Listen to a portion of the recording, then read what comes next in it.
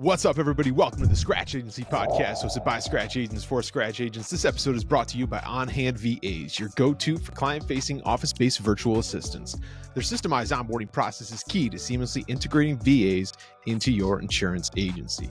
My name is Stephen Turnbull, founder of T5 Insurance Services in Clinton, New York, and I'm joined by my co-host today, the one and only, you already know, hold your applause, Mr. Sean Fitzgerald, owner of LAF Advisors in Long Island, New York. Mr. Fitzgerald, how are we doing today, sir? Dude, I'm excited. I'm doing great. I'm super excited to talk with Cole about a couple of different topics, but I think the one topic of buying back time is something I'm really intrigued by recently. And I know it's something I've talked to some people on LinkedIn about recently, and Cole seems to have a lot of experience in this area, so I'm excited to talk to him about it. Well, let's, as we always do, let's just jump right into it. Super excited to have Cole Caughern, of the owner of Caughern Insurance Agency out of Oklahoma. Cole, how did I do with your name? Did I do all right? Nailed it. Home run. Nailed it. Perfect. Cole, thanks so much for joining us. Like Sean said, there's a bunch of topics we want to dive in. I've heard you on a couple different podcasts and been following you around on social, and I'm super excited to have this conversation. Appreciate you taking your time. Also appreciate your flexibility. 70 something episodes in, and we still can't figure out how to get the link to work. So that's on us, but we'll maybe at 170 or something, we'll get it. But hey, thanks for joining us here. Why don't you just start and tell people, maybe this is the first time they're hearing about you, learning about you, a little bit about your story, and then we can get into the specifics that we want to talk about. Yeah, man. So, Southern Oklahoma, born and raised. I'm just kind of a nobody. Went to college and was going to pursue a career and decided I didn't want to do that. Ended up going to the oil field and spent some time with Halliburton and so I was what was called a perforation expert, but in layman's term, I handled all the explosives for them, and we ran explosives downhole and let wells perform and things like that, helped wells perform and things like that. And had a family and was like, you know what, I don't want to be in the oil field the rest of my life. I'm never home. And so I, quote unquote, retired, right? And I was just kind of sitting at home and looking at some stuff on Indeed, ended up finding what was called a protege position at the time with farmers. Got to start under another agent, and then fast forward a year, I bought an agency, and then since then, I think I've bought 7 more agencies since 2021. So, yeah, so just kind of blown up from there. And I wouldn't say blown up. I mean that as humbly as possible, but we've just been doing a lot, and I'm just trying to scale pretty rapidly, as fast as I can. So it sounds like at like 5-6 years old, you weren't running around the house all day saying, I can't wait to be an insurance agent. No. I really wasn't.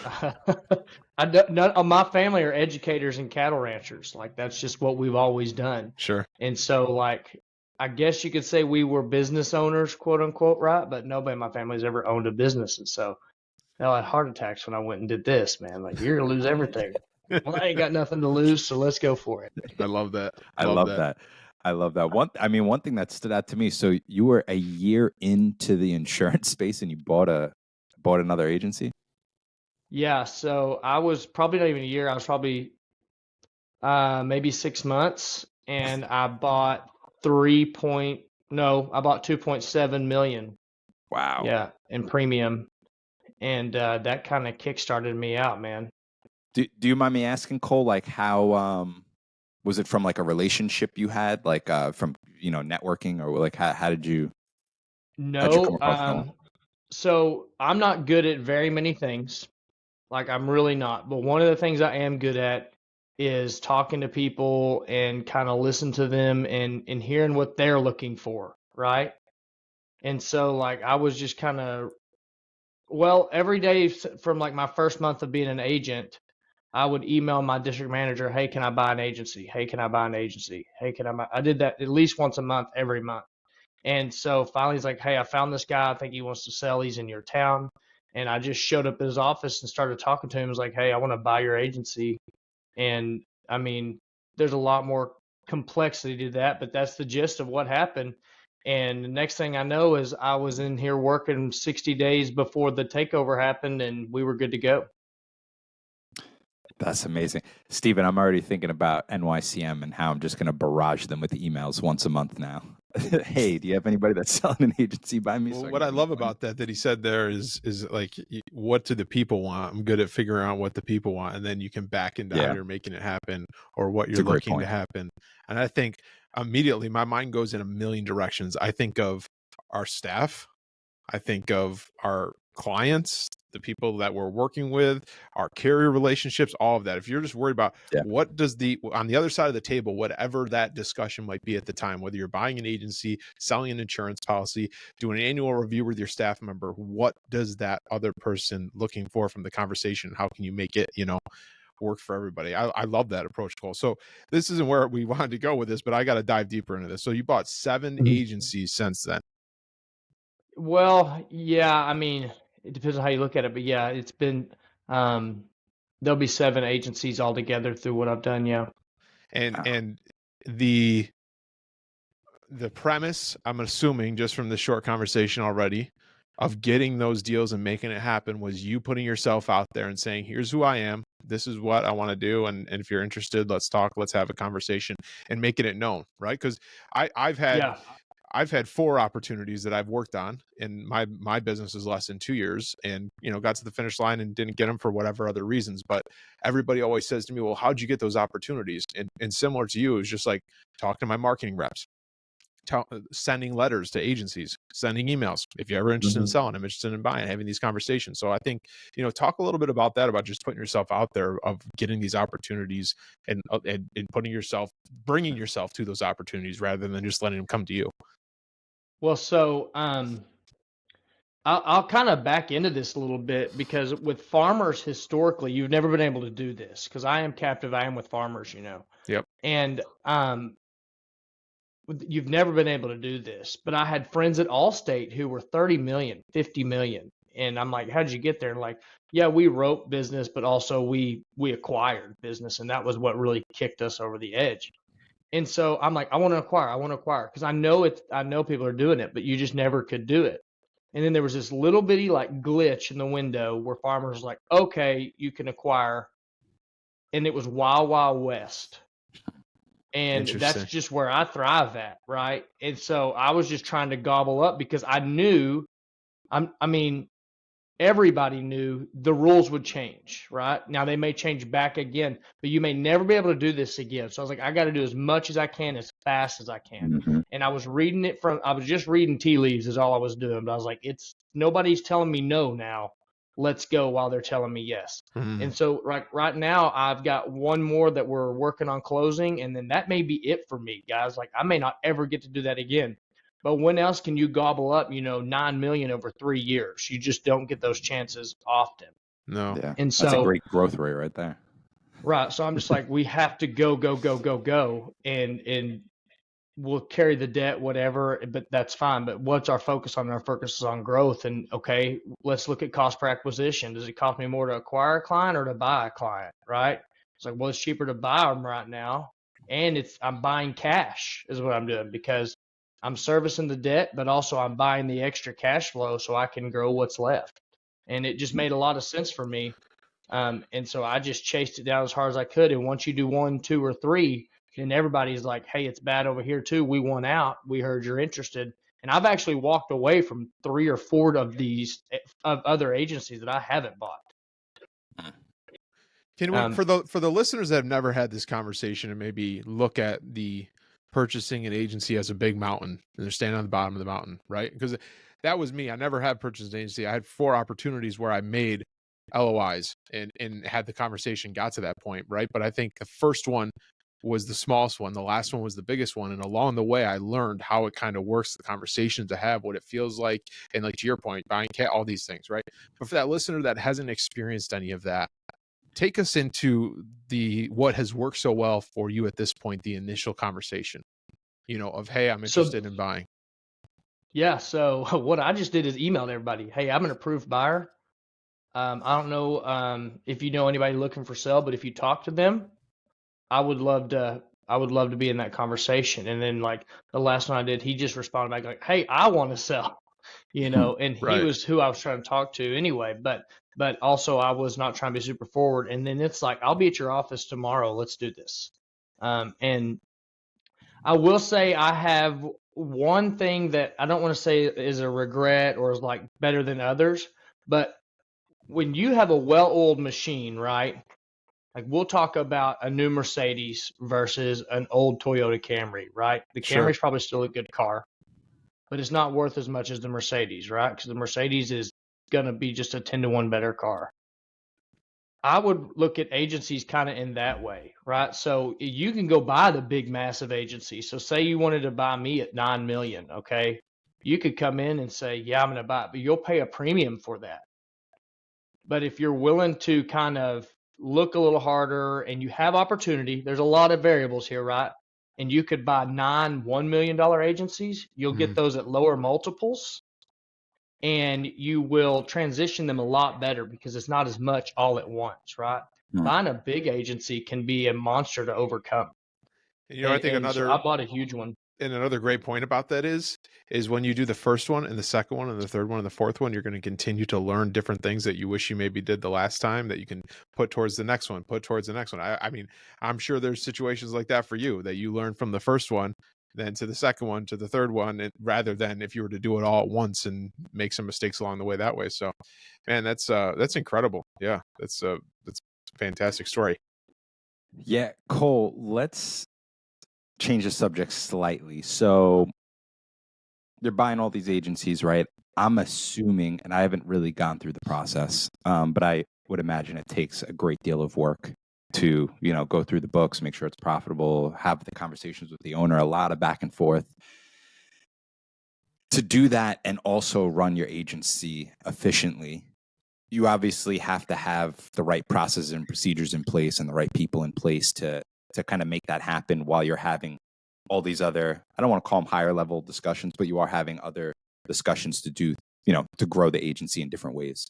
So speaking of, like, before this podcast, we were talking about buying back your time. How did you find the right people, and what are some of the things you did to help free up your time so you could go look for these agencies?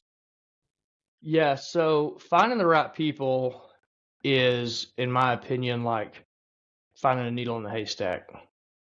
And we're talking about me buying here. Obviously, that takes risk, right? But hiring people takes risk. And so I would say if you're looking for people or you're looking for the right people, you need to 10x your hiring. And I know that sounds wild, but like, for instance, when we hire producers, and I don't always do this, but I have a start date of once a month, and I try to bring on 3 to 5 people on that day. Because number one, it kind of puts them in a wolf pit environment. So I got to beat these other 3 to 4 people. Number two, I'm only training all at once, right? So if I'm training 5 people at once, not one. And number 3 is if 1, 2, 3, 4 of those 5 people fall off, I still have 1 left that I can go do something with, that I have some return on my investment, which is my time, right? And so I think sometimes people maybe, and there's a lot of reasons why you couldn't do it. There's cash and a lot of things like that. But I think people are afraid to take that jump and it's like, well, I'm going to hire 1 person and I'm going to give him 90 days. Like, no, I'm going to hire 5 and I'm going to give them 2 weeks. And it's like, and we're all going to go through this training together and I'm going to talk 1 time, right? I'm going to teach 1 time and I'm going to get 5 people. Now, if I find 5 studs, great. And if I don't, that's okay. That doesn't make them bad people. That just means it wasn't for them, right? But I think that for me, you have to be willing to take some risk when it's finding people. And like the best person on my team, she is absolutely phenomenal. She's been with me through a lot of BS. She pursued me, and I always call her my John Wick, right? Because I don't know if you've watched that, but they said we gave him an impossible task, and he completed it. That was her. She's like, I want to come work with you. And I was like, okay, you need to do these 5 things in your first 30 days. If you don't, I'll cut you. And she obliterated them. I'm like, God dang. And I didn't even want to hire her, right? But I had to be open to like, okay, if you're going to come, I'm going to make it hard on you. And she did. And now she's still with me. She's still knocking it out. She's our sales team leader now. I mean, we're building sales teams under her this year. And so she's going to be doing things like that. But I think you have to be willing to take risk on people and just say, I'm going to turn and burn until I hit the desired amount that I want to be. but how do I do 6 months worth of stuff in 1 month, or 6 years in 6 months, and Yeah. shorten the timeline? So to get a little bit into the nitty gritty with that. So let's say Steven wants to hire a customer service person, right? And instead of him just bringing on one person, he wants to bring on 3 at one time, right? And I like the idea of this because it, like you said, it kind of builds like a competitive atmosphere too. And then you can kind of see who's going to thrive in that type of atmosphere, which I think that's a great idea.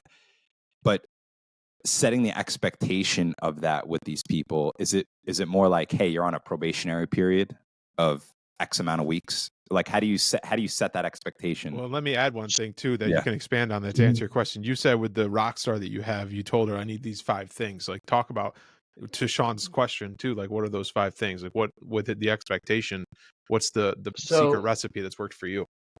So the 5 things is now the standard in our agency, believe it or not. But day one, you have to bring 50 people to quote. Right. If you bring 49, there's no day 2. Like, and we set this in the interview. Here's the information you need. Here's what you need to say. I need 50 people day 1. 48, no dice. 50, you can work here. Right. So that's day 1 with us. And then we do an orientation, which I used to do a 1-day orientation, but now I split it into 2 half days. It's just a lot more digestible. Same content, I just split it. So it's a Thursday, Friday, and then you come back Monday, you're a full-fledged employee. Like, you're ready to go. You should be able to get in everything we do. You should have a basic understanding of everything we do. I've gone and created videos of how to do anything inside our agency, so that way you can work on your screen side by side with me at all times from anywhere at any time. At 2 a.m., you've got me. How did he do that again? Here's the video on how to do everything. Here's exactly what my screen looks like so you can follow. So there's those things right there. So I'm very, very good foundationally at the beginning. But, and I have to look at this because I don't want to lie to you, but I'm going to be close here. The first week they have to write 5 items. If you don't write 5 items your first week, there's no job. Week 2. Second week, 5 items. And that's the first 4 weeks. So at the end of the month, they've done 20 items, right? But it doesn't feel like it. I just did 5 a week. If they fall off, we cut them. Now, what's cool about that is, say Sean comes in and he does 3, but he's got writing and counter information on a guy that's going to bind on Monday. We'll keep this guy. We'll let Sean go another week. But if he's just doing nothing, twiddling his thumbs, or he's just absolutely fumbling the bag, he can't do it. And so the way it works is those 50 quotes come in. We're going to quote 5 at a time, and I'm going to randomly pull 1, and you and me are going to go through it together. We're all going to go through 1 at a time together. So you should all have 5 done. Everybody bring 1 in the conference room or Zoom chat or whatever, and we're going to go over how I would pitch this, how I would talk, the talk paths, things like that. Now go pitch 5, right? Then quote 5. So by the time you're done with this, everybody's done 10, 15 pitches. You can do more if you want to, not to mention our daily role play sessions that we have to have. So they have some breath in their lungs, and then it also sets the tone that, hey, I've got to do 50 quotes in my first week. So when I hit the phones in week 2, I know what the pace is. I know what the pace is. I think a lot of people, and I'm no genius at this, right? But this is what's worked for me. I think a lot of people say we're going to build up to the pace rather than here's the pace, and if you fall off, that's okay. Because we'd rather you be at 70% of here high than be at 120% of low. Man, you're so right. You're so right with that. Yeah. I mean, so many people like, well, we're going to start doing a couple quotes or this, and you worded it. Here's the standard. Yep. That's our thing. I love like, that. Week 1, like crap, we do a lot. Yeah. And I think the big thing there, Cole, too, is you're setting the expectation right off the bat. So if they know subconsciously, if they don't do the 5, like if they're at 4 and it's Friday, they're like, holy shit, I got to get another one in, otherwise I ain't going to be here anymore. Like, they know. Well, and I think too, you don't have to say crap because people talk, right? And so you got 4 people that have been through that process, right? If one of the new people goes, hey, is he serious? And I go, hell yeah, he's serious. Yes, we've seen him come and go. like I know this sounds bad, but and I always use the reference of Navy SEALs, right? You want the best of the best. And how many people go to be a SEAL and don't make it, Yeah. right? But nobody ever goes, well, screw the SEALs, right? I didn't make it, screw the SEALs. They just go, I wasn't good enough to be on that team, right? And so when I started, I didn't have the cash flow to have 20 people that could sell 10,000. I needed 4 that could sell 30, Mm. right? Or 50. And I was like, I know it's possible because I can do it. And so I'm going to go find those people. And it was a churn and burn. And I'm actually fixing to fire that cannon up again. And we're going to go hard this year. And I'm going to try to bring on 10 salespeople by the end of the year. And to do that, it may freaking take hiring 100. Right. Yeah. And so it can be discouraging. I'm not going to lie to you. And it can be let down because you put a lot of hope in people. And there's a lot of the same monotonous work over and over again. But that's what it takes. That's just what it takes. I got a comment and then just a different question. The comment is for the people listening. Think about how much time he's saving by saying this is the standard. This is what, like you said it, Cole. Like, oh, come on in, Sally, for 90 days. You know, we're gonna see how it works. Well, it's not really working or whatever. Like, this is where it is. This is how the game's played. If you want to be a teammate on this team, this is what you got to do. And it's right from the beginning. I absolutely love that. Yeah. Cole, can you talk to the people, the Scratch Agency podcast? There's a lot of one-man shops, two-man shops, starting from scratch. Let's take the acquisition conversation out of it for now. And like maybe they're looking at, okay, my cup's full. I'm the agency owner, I'm the marketer, I'm the janitor, I'm everything.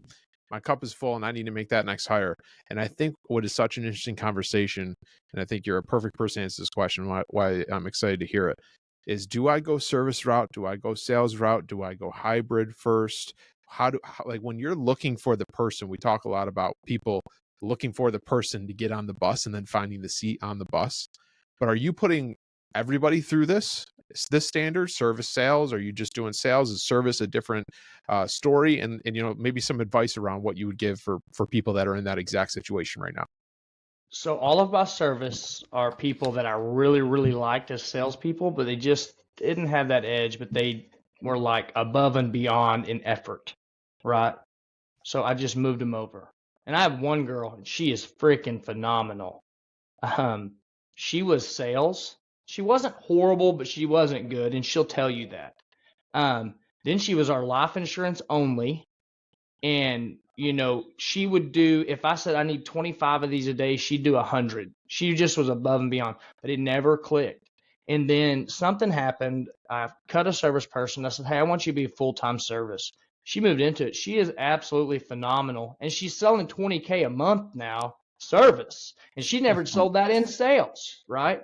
But she's so good at what she like. She's really, really good. So there's a couple things I would tell you, and we're talking about scratch starting out. This is my view, okay?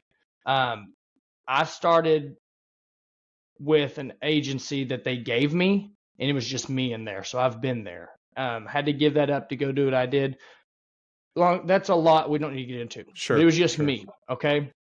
The very, very first person you need to hire is a salesperson.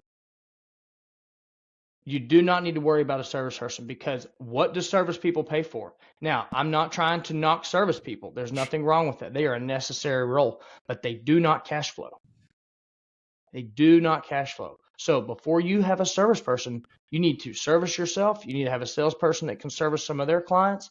And if they're like, that's their stickler, then you could say something like, you know what, Sean, I tell you what, when you sell 350K, I'll make sure you get a service person, right? When you hit this metric, we'll make sure you get a service person, because then there's actually something to service. But there's nothing worse than have a service person who sits there and twiddles their thumbs and you've only got 45 clients. Right? I know that sounds bad, and I'm not trying to attack anybody because I've been there. But no, it's part of the service journey. Service people are not something that's going to be an asset to you until you are needing them. They don't build into an asset. They just come in and they are. Whereas a salesperson becomes an asset and slowly builds cash for you. So I would say absolutely go hire a salesperson first. And you know, you could probably come in, hire a salesperson, hire a salesperson, hire a salesperson. Pick the worst salesperson and make them your CSR. And they'll be the best CSR you have because they know how the sales side works, right? They know how the document side works. They just want to get away from the pressure of having to sell all the time, but they can still work for you and be a great employee. So I would tell you, sales, sales, sales. Pick the worst. Let them service your agency. Steven, I know you got a lot to say. It's okay. You can say it. Yeah, no, that's great. I'm not going to sleep again tonight. Fantastic. Thanks, Cole. What that I mean, that makes complete sense. It's so I'm going through something similar, which is why Sean says that I have a lot to say. I usually have a lot to say, but he's picking on me because I'm kind of going through the back and forth of, I'm the sales guy, I'm the face, I have the VA, and I'm doing everything, and I'm looking for what's that kind of next step going to be from a service side, because my service is now getting, the cup is getting full. But I see that complete point. I love to, we talk, and especially in most recent episodes, Sean, we talked about finding the right person and then finding their seat, right? And that's the exact model that I get a rock star salesperson. If they pass test A, if they pass test B, that's great. If they don't pass test B, maybe I still have a seat for them in a service role, or maybe they're better off here. And then you have a service person that's making 20K a month. I mean, that I love that. I absolutely love that model. That model. Hey, Cole, one thing that we saw when we were talking and getting ready for the show today was how most of your salespeople, I think maybe all of them are remote. Is that right? Yeah. Yeah, they are. Now this year I'll be going back into office and keeping remote too. But yeah, they're all remote. Yeah, let's dive into that, because I think the whole COVID thing, we're forced to go remote. People are still kind of struggling with it. How do you get people, successful people remote? If there are different geographical territories that you have them out at, how does that look for you in the agency right now? Yeah, so I have one in Houston. I have one I'm fixing to hire. She's in St. Louis. I have one that's 2.5 hours west eastern Oklahoma from me. I have another one that's 2.5 hours, western Oklahoma from me. And then I have one CSR in office with me. And that's kind of the stretch, right? So you can fill it in the middle. But yeah, so when I was a new agent, I wouldn't do what I've done now, right? Because I can afford to do things a little different now, like hire recruiters. But when I travel, if I'm traveling and I go out to a nice restaurant and I have a good waiter or a waitress, I try to hire them. So I don't care where you live at, I can hire you as long as you're in the U.S., right? And I try to stay away from California, but that's neither here nor there. But no, if I have somebody that's really, really good, I'm like, hey, I like you. And they're like, well, you're in Oklahoma. Don't worry. You can work for me I don't care where you're at. You can work for me in Maine, because I have my systems, my processes. I know exactly how to do it. I have an onboarding schedule. I have all this built out so I can do that. But if I'm talking to scratch agents, I would say the most useless thing you'll ever spend money on is a business card. I know that sounds really probably crazy, but it's useless. So those business cards you spent money on, put them in your pocket, and on a Saturday, go to your local mall or strip mall or whatever in your town, and every person that's working on Saturday that engages with you, just say, hey, I could offer you a better position than you have now. We don't work Saturdays over here. And that's how I would recruit. I like that. It's free. Like that. It's free. You're going to find more people than not, because you can always find people working on Saturdays. You can always find people in the drive-thru. So I would use my business cards as my recruiting tool rather than to give them people like, send me your business on the golf course. If they like you, they're going to send you their business. They don't need a freaking business card, right? But you could recruit people that way, and you can do it absolutely free. Jeez. You've done that yourself, Cole? That's how I got my first probably 30 hires. Wow. So, okay. So if you don't mind, and if you don't want to talk about it, it's fine. But the compensation for how you're setting up these salespeople, are they all commission only? Are you given a base as a pen? We give a salary, and you start out at about 30% of the agency's commissions, right? And you can work up to 50%, up to 70% actually, with some life stuff in there. Gotcha. But no, I always tell people it's Porsches and Rolexes on my team. Like, if you come over here, I want you to be able to buy a Rolex and drive a Porsche because you're making so much money. So that's another reason I need elite people, right? Because we need to run lean but high octane. so that way they can live a really high lifestyle if they choose to. I mean, Sure. that's your choice. I'm not going to Yeah. hold you Well, I down think and say buy a Porsche. yeah. Yeah. I know what you mean. 50 But quotes again, the first day and you got to go buy a Porsche. That's what you got to do to come Yeah. in. Yeah. Cole, what do those team meetings look like for the remote staff? Are you like the way I kind of do it now? My team's still small, so I basically have what I would call one-offs in the sense of like my sales guy and I, we have one call a week. We talk throughout the week as well, but we have like a one scheduled call every Monday at this specific time on video to go over sales numbers.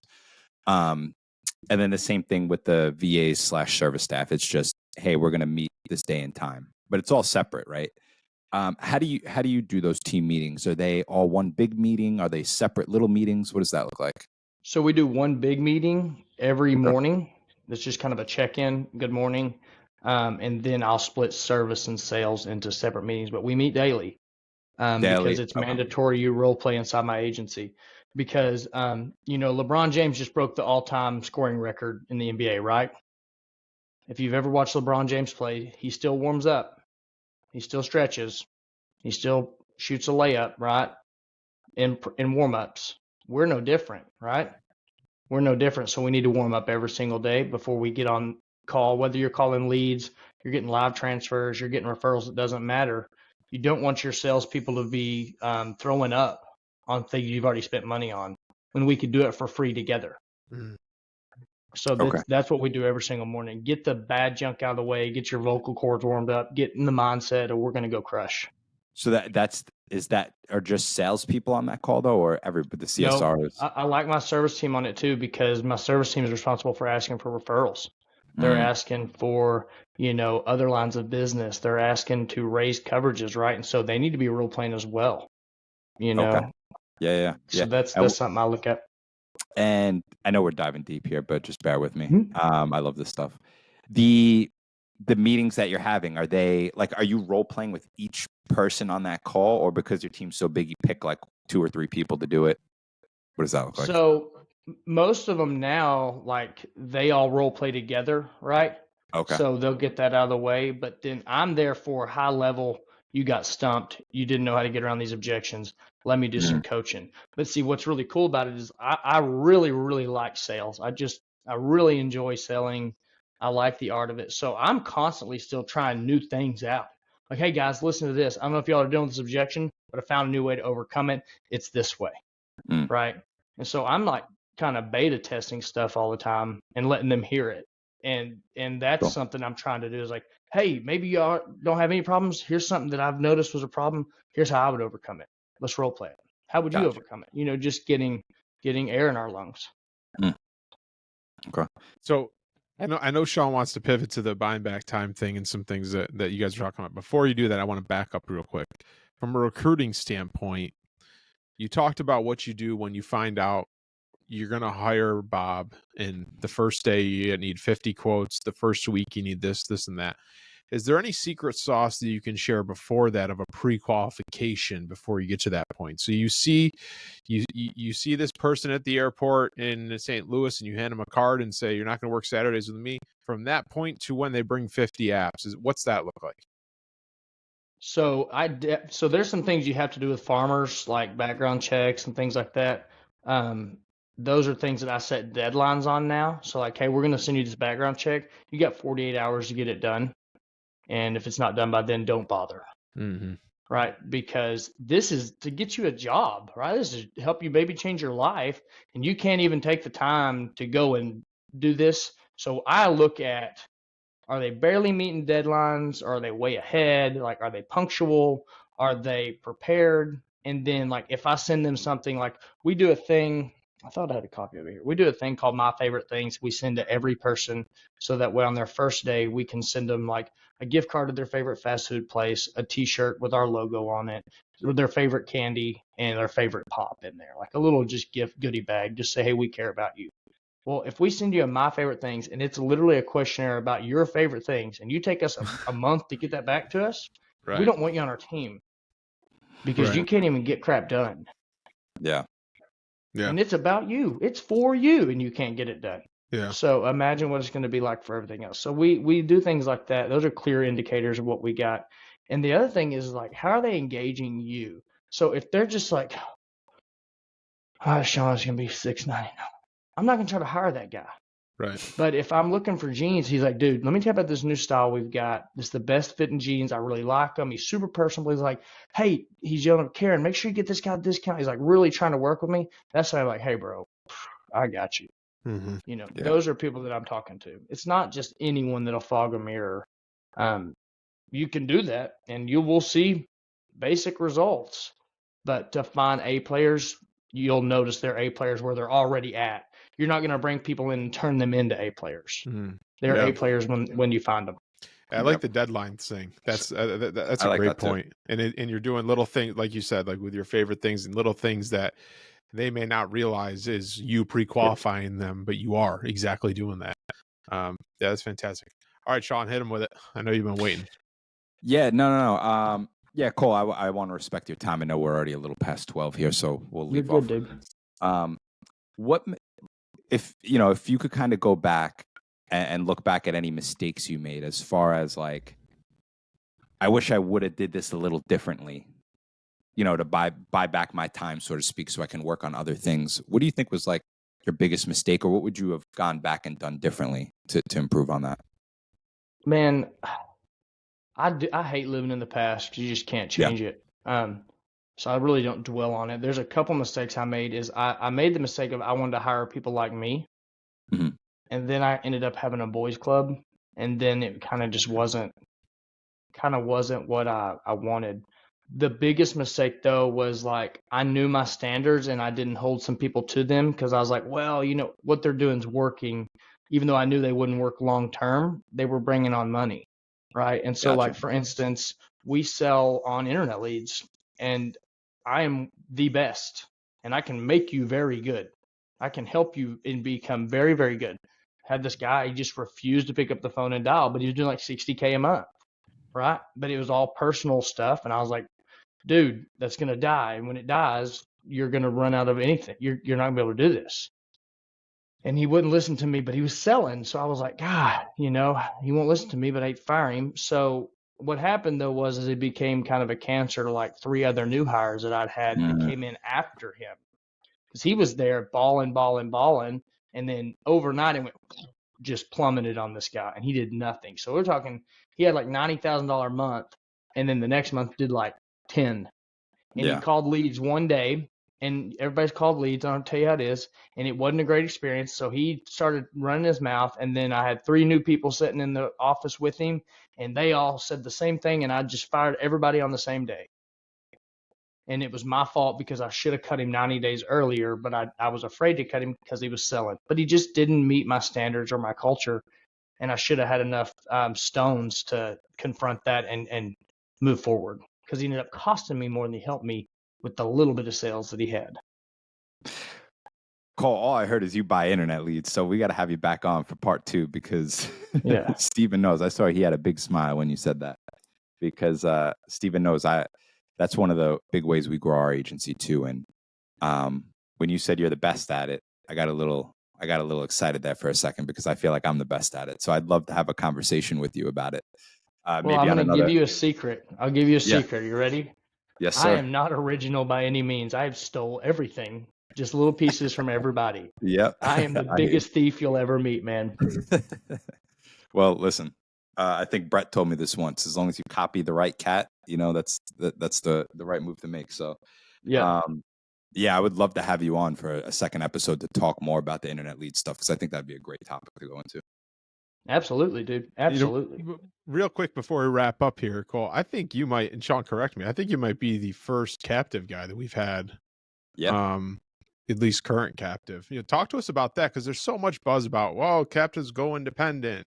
And I don't want to open a huge can of worms in this conversation, but just, how's it been for you? You are obviously very successful in that lane. And have you ever thought of going independent? What's that look like? If you don't want to answer that So directly, you don't have to. I'm gonna ruffle a few feathers with this, guys. So Please do. bear with me here. The good guys, the really, really good ones, they don't go independent. these we're all wired this way. They chase the grass is greener, right? Now, I'm not saying you're really, really good people don't eventually go independent, but here's the thing: as an independent, there's not a lot of bonuses incentivizing you to write new business. Where on the captive side, it is. And so I see people that are terrible captive agents, and they want to blame the carrier and say, "Oh, I'll go be independent, and it'll fix all my problems." Well, you're signing up for a whole nother monster now. You couldn't even do the one where you had support and you had guidelines and you had them saying, "Hey, focus on these things." That made you mad. It's like, but now you're going to go over here and get 50 carriers, and you're going to have a lot more E&O exposure because you think you can write so much better and do so much better and do all these things, and the service work is going to 10x, and like there's a lot of things fixing to change. But a lot of people that are captive, and I'm not saying captive's not a good, or independent's not a good model, right? And I'm not saying this is not a good model for a seasoned captive person that wants to, like, okay, I know now how to really scale. I need to take the reins off. Let's go. But I think a lot of people that are captive and they're like, I'm so mad. I'm a terrible captive. I work 2 days a week and can't figure out why we don't write $1 million a month. Like I just can't figure out why this doesn't work. The carrier's ticking me off. Like a client will send you stuff and you take 3 days to get them a quote back when you only have one way to quote it. Imagine when you have 50. Right? You're not going to be better. You're going to be overwhelmed, and it's going to be no different than what you're experiencing now. So I always say you need to learn to shoot your gun that you got before you worry about shooting other ones. And so I think Indy's a great model. I just think you need to know what you're getting into. So I think if you're starting, like for me, I'm 3 years in. Captive's great because I have guidelines, I have help. If I don't understand something, I can make a call to somebody right above me. Like I'm not on an island right now. Sure. Now, one day maybe I do go independent. I don't know the answer to that. But what I'll tell you is, like, I think when you get somewhere, you need to figure out how to make that thing work before you're like start throwing it down and trying to go do something else. And that's what I see. I think that's a fantastic perspective of the conversation. And For I sure. also, at least from the people that run in our circles that have been at a captive that are independent, I can't remember one of them that said it wasn't a great experience and it taught them so much, and the knowledge and the training programs and what it taught them to be able to bring it to their own thing. I don't think, and I'm sure, those people at the time maybe were saying what you were saying about, well, I got to get out of here because X company's not working and I'm going to go do my own thing. But then when they look back at it, with the, like you said, the support and all of that, I appreciate that perspective. I think that was fantastic. Well, Cole, you could be, go ahead. Sorry, man. No, go ahead. No, go ahead. I was just gonna say you could be a stud captive and go independent. I'm not saying that, but Sure. I think a lot of people think that it's gonna be their saving grace and it's gonna be so much easier, and it's not. And like there is a place for the captive model. You could go and learn how to scale, and learn how to run a business and learn how to make mistakes and things that you can recover from. Whereas the independent world, you could really hurt yourself really fast just by being ignorant, and it's not your fault. Yep. You just didn't know. Well, I think like you said, the grass is always greener. And I think that also applies to the conversation we have a lot about, if you are a kick-ass producer, do you really want to be an agency owner? And the differences between that, right? Cole, thanks again for taking the time. There was a lot of good nuggets in here. We really appreciate you jumping on with us. For people that want to follow along with you or maybe get in touch with you about something you said, what's the best way for them to get in touch? Yeah, and you just hit me on Instagram or Facebook, and it's just Cole Caughern. Awesome. Pretty simple stuff. Well, thank you again, everybody. That is another episode of the Scratch Agency Podcast. Thanks for joining us. Do us a favor, like the show, share the show, and subscribe. Most importantly, remember to dig down deep, believe in yourself, in your own future. We'll see you next week. Take care.